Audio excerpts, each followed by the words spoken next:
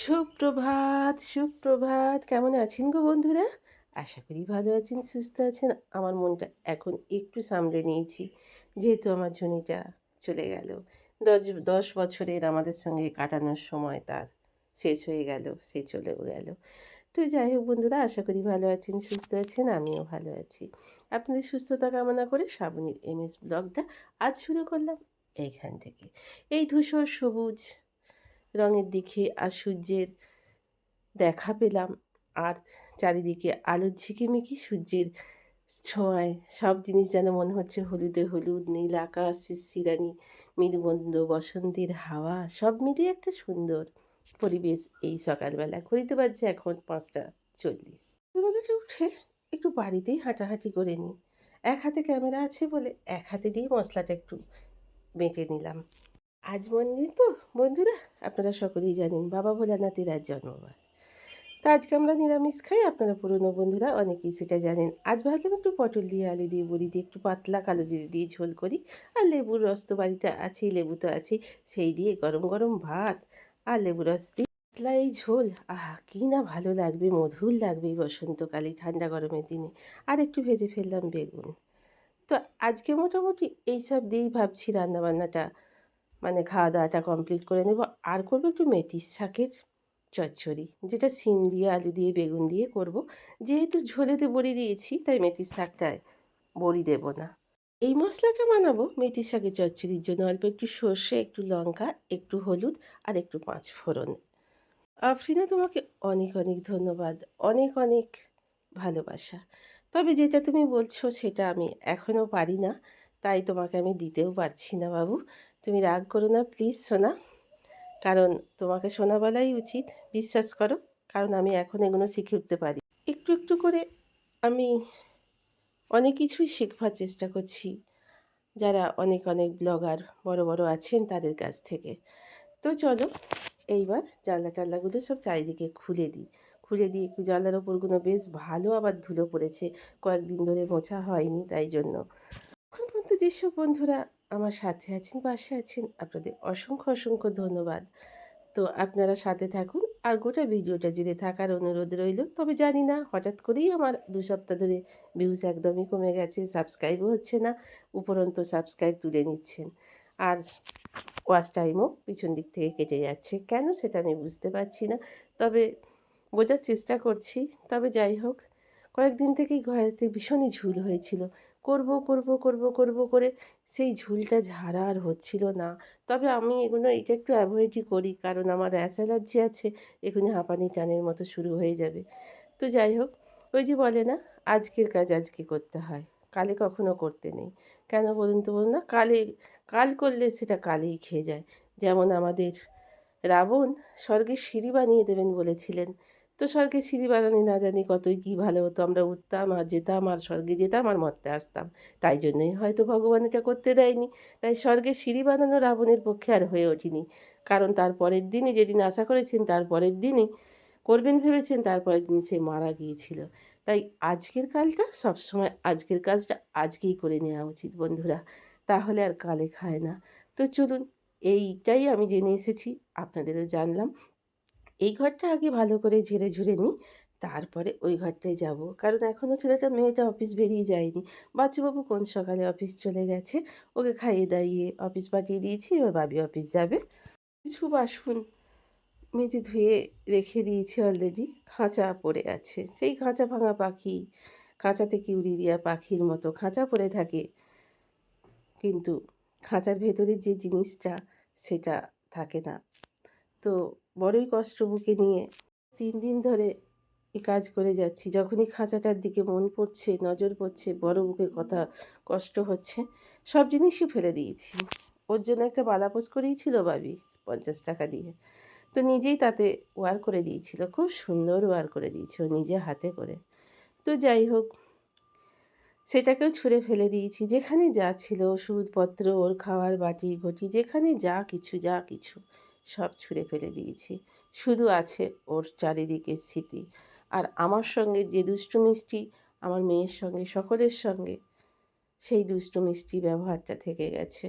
তার সেই স্মৃতিগুলো বুকে নিয়েই চলবে। সবাই বলছে আবার একটা নিয়ে আসুন, নয় একটা কুকুর আনুন। কিন্তু সবাইকার কথা রাখতে গিয়ে হয়তো আনা যায়। কিন্তু ওকে কি কখনো ভুলে যেতে পারবো? ওকে কি কখনো ভোলা যায়? ওকে কি কখনো ভুলবো? না বন্ধুরা, আমি তো পারবো না। ১০ বছরের একটা ছেলের মতো করে তাকে আমি মানুষ করেছিলাম।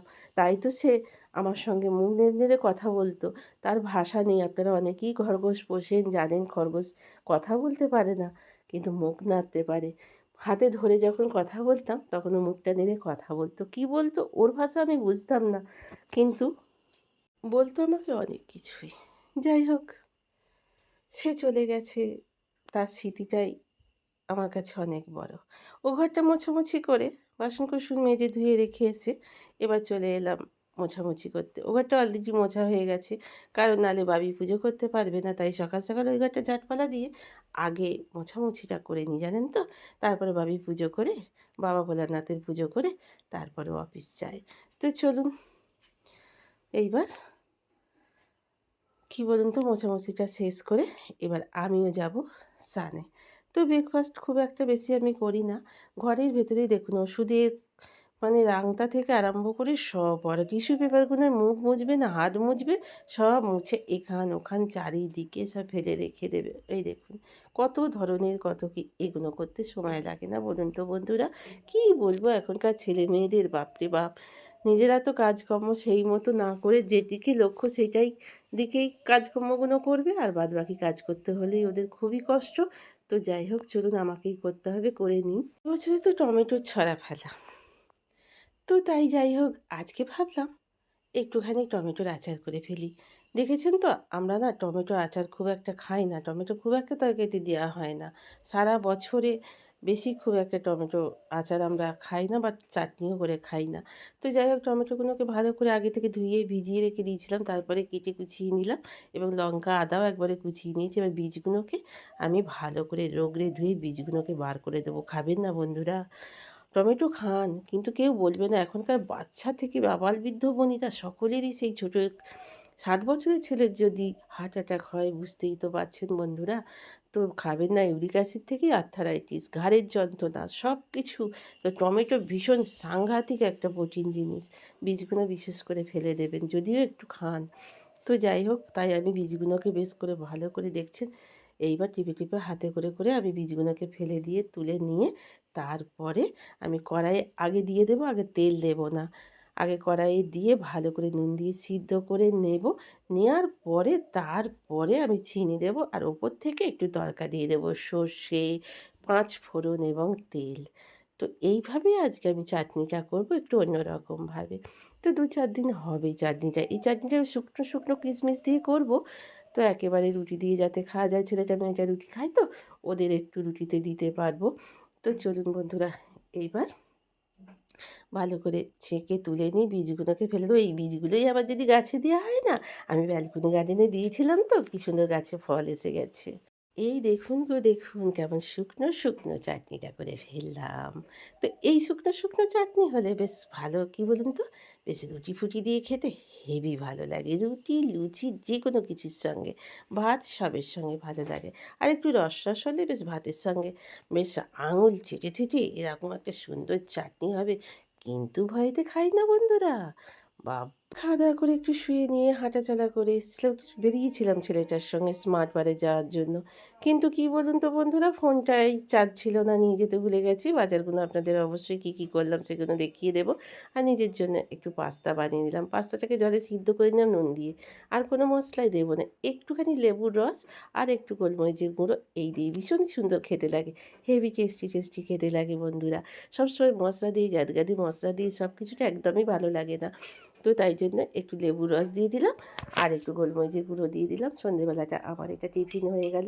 যদিও এই জিনিসও খাওয়া খুব একটা ভালো জিনিস নয়, এগুলোতেও সুগার টানে। তবে তাহলে আপনারা বলবেন খাবো কি? হ্যাঁ, নিশ্চয়ই খাবেন। শরীর সুস্থ থাকলে খাবেন না কেন? তবে বেশি না খেয়ে অল্প বিস্তর খাওয়াটাই ভালো। চলুন বন্ধুরা, আজকে রাত্রিরে বেশ খানিকটা আজও দেরি হয়ে যাবে রান্না করতে। কারণ নতুন চাল এনেছিলাম। তো একেবারে মার্কেটিংয়ের থেকে একদম স্মার্ট বাজার থেকে একবারে কিনে নিয়ে চলে এসেছিলাম নতুন চালের ভাত। একবারে দেরি করে একটু করব বলে গরম গরম খাবে, ছেলেটাও আজকে ভাত খেলো। তো যাই হোক সেই জন্য একটু দেরি হয়ে গেল। আর সোয়াবিন আমি সিদ্ধ করি না, এই দেখুন সিদ্ধ করলেই বিচ্ছিরি হয়ে যায় তরকারিটা, ঘ্যাটর প্যাটর হয়ে গেছে। সোয়াবিনের ছানা বড়া হবে আর কি, সেই রকম অবস্থা হয়ে গেল আর কি। কী বিচ্ছিরি লাগছে। আর এখানে শুধুমাত্র একটু জিরে বেটে দিলাম তরকারিটা, আর যেহেতু নিরামিষ। আর এক কুচো একটুখানি টমেটো দেবো, বীজ ফেলে দিয়ে ছোট্ট একটা টমেটো দেবো। আর ভেজে নিয়েছি বেগুন, গরম গরম বেগুন ভাজা আর সয়াবিনের তরকারি। তো চলুন বন্ধুরা, এটাই ডিনারের। খাওয়া দাওয়া কমপ্লিট, সবাই যে যার ঘরে। কিন্তু আমাদের মেয়েদের কী বলুন তো, হয় না তাড়াতাড়ি শোয়া। তবে অবশ্য কারোর থেকে আমাকে বলেই দিয়েছিল খাওয়া দাওয়ার পরে 15 মিনিট হাঁটাচলা করে তবেই শুতে। তাই চলে এলাম রান্নাঘরটাকে পরিষ্কার করে রাখার জন্য। সকালবেলা এটা করতে গিয়ে অনেক দেরি হয়ে যায়। আর চা পড়ে পড়ে দেখুন না কিরম কালো দাগ হয়ে যাচ্ছে, বিচ্ছিরি কিছুতেই তুলতে পারছি না। আপনারা কেউ জানেন কি এই কালো দাগটা কী করে তুলতে পারবো? যদি আপনারা জানেন আমাকে একটু প্লিজ যদি কমেন্টে বলেন, আমি এই কাজটা করতে পারি। তো আপনাদের কথাও আমি বলতে পারবো যে আমাকে কমেন্টে বলবেন এটা দাগটা কেন হয়েছে, উঠবে কী করে। তো যাই হোক, চায়ের জন্য হয়েছে, কেন হয়েছে না, কী করে উঠবে তাই জন্য। তো চলুন বন্ধুরা, আজকের মতো এখানেই শেষ করলাম। খুব খুব খুব ভালো থাকবেন, সুস্থ থাকবেন, হাসি খুশি থাকবেন অল টাইম। তো আজকের মতো আসি, কাল আবার আসবো একটা নতুন ভিডিও নিয়ে। ততক্ষণের জন্য গুড নাইট।